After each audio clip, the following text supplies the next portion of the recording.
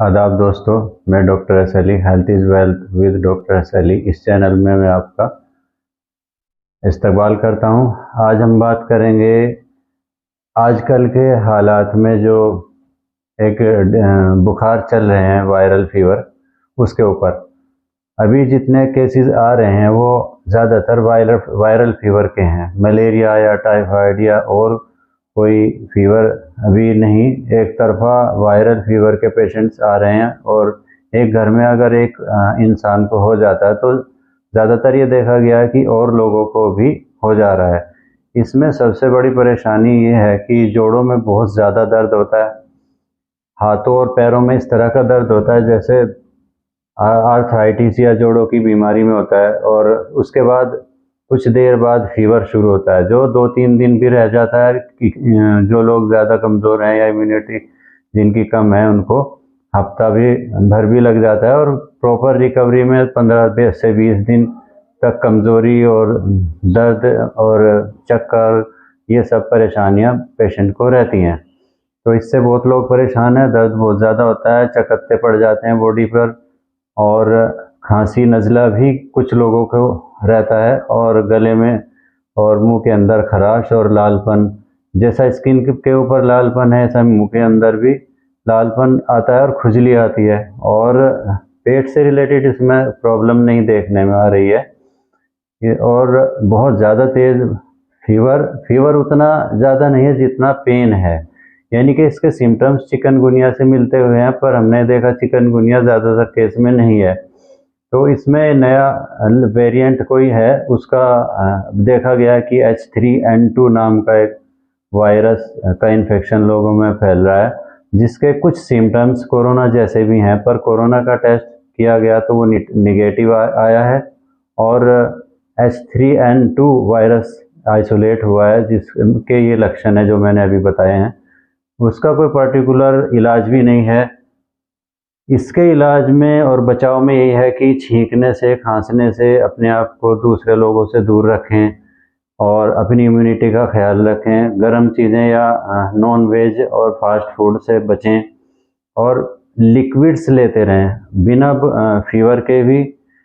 Healthy liquids, healthy food, fruits, vegetables और अच्छा ताज़ा खाना ये खाएं, हल्की एक्सरसाइज करें, अचानक तेज़ धूप में जाने से बचें, अचानक बॉडी का टेम्परेचर चेंज करने से बचें, जैसे अचानक आप पसीने में नहा लेते हैं या फिर कोल्ड ड्रिंक या ज़्यादा ठंडा पानी या बहुत ज़्यादा आइसक्रीम अचानक खा लेते हैं तो गला ख़राब होना शुरू हो जाता है और फिर ये बुखार भी शुरू हो जाता है। तो इससे भी होता है। पोल्यूशन से बचना है, हेल्दी डाइट लें, और जिसको फीवर आ रहा है उसके लिए मेरी ये सलाह है कि लिक्विड्स लेते रहें। डॉक्टर्स को भी मैं रिक्वेस्ट करूंगा कि ओवर एंटीबायोटिक्स का यूज़ करने से बचें। एंटीबायोटिक का वैसे इसमें कोई रोल नहीं है, वायरल डिजीज़ है तो ये अपने आप सबसाइड हो जाती है, पर कुछ दिन 2-4 दिन प्रॉब्लम इसमें रहती है, कमज़ोरी काफ़ी दिनों तक रहती है। और ये देखने में आया कि जो लोग अच्छी डाइट लेते हैं, फ्रूट्स,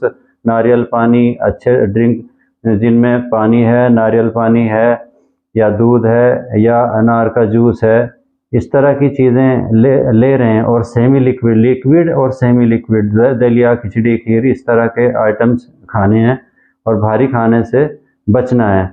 तो पेट का भी ख्याल रखना है और अपनी इम्यूनिटी का भी ख्याल रखना है। इम्यूनिटी जिनकी कमज़ोर है उनको ये ज़्यादा होता है, जल्दी चपेट में वो आते हैं। अपना खान पान जो लोग अच्छा रखते हैं, साफ सफाई घर की, बाहर की, घर के बाहर की, और इन चीज़ों का ख्याल रखते हैं तो वो इससे बचे रह सकते हैं। दूसरे, चिकनगुनिया भी फैल रहा है। चिकनगुनिया के लिए आपको मच्छरों से बचना है, घर में जाली लगाएं, अपने आप को शरीर को ढके रखें, और मच्छरों से कैसे भी करके मॉस्किटो बाइट से बचना है। तो इसमें इलाज में ये नॉर्मली तो एलोपैथिक में पैरासीटामोल डॉक्टर की सलाह से लेना ही है। उसके साथ मल्टीविटामिन या एंटीऑक्सीडेंट्स का यूज़ करना है। और घरेलू की हम बात करते हैं, घरेलू इलाज की, तो उसमें अपने कूल रखना है। नॉर्मल पानी में स्पॉन्जिंग करानी है पेशेंट को, और हेल्दी फूड या डाइट पे रखना है, जैसे लिक्विड और सेमी लिक्विड्स जो भी मैंने बताए हैं वो लेना है। और कूल प्लेस में और आराम करना है। एक तो इसमें रेस्ट का बहुत बड़ा रोल है, रेस्ट करना है, धूप में नहीं जाना है, और बहुत ज़्यादा ओवर मेडिकेशन से और एंटीबायोटिक्स के यूज़ से भी बचना है। दूसरे, हेक्टिक नहीं करनी है और ओवर ट्रीटमेंट से बचना चाहिए, और अपने डाइट पे ध्यान दें तो इम्यूनिटी बढ़ेगी, तो इस तरह के वायरस के इन्फेक्शन से हम बच सकते हैं इजीली। और गरम जिन चीज़ों का गरम मिजाज है, नॉन वेज, गरम मसाला, लाल मिर्च वगैरह, ये इस्तेमाल नहीं करनी है।